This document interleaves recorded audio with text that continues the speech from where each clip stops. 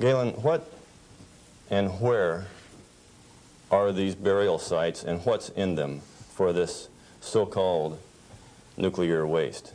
I've been hearing stories about stainless steel containers buried in concrete under the ocean, boiling for over 2,000 years.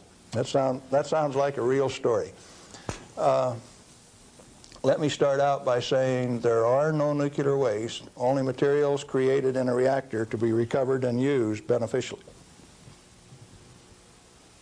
Now, high-level waste is radioactive and self-heating, and so fuel, reusable uranium fuel, fits that definition. But if you disregard its intrinsic worth, why then, yeah, it would fit the definition of high-level waste. But let's say there isn't any high-level waste, only material to be recovered and used beneficially. Then what's the low-level waste fiasco?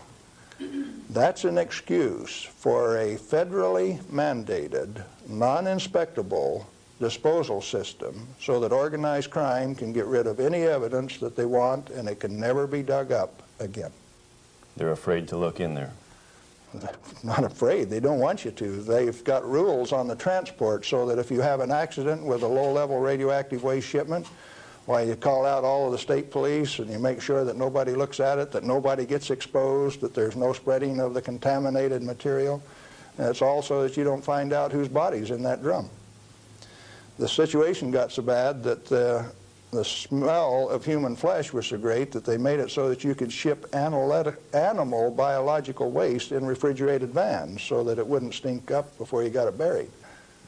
What is then in these low-level or high-level or whatever containers under the ocean? Nothing. But if you see, they were one time dropping barrels of radioactive waste off barges in the ocean. Do you know what was in them? Not high-level self-heating radioactive waste.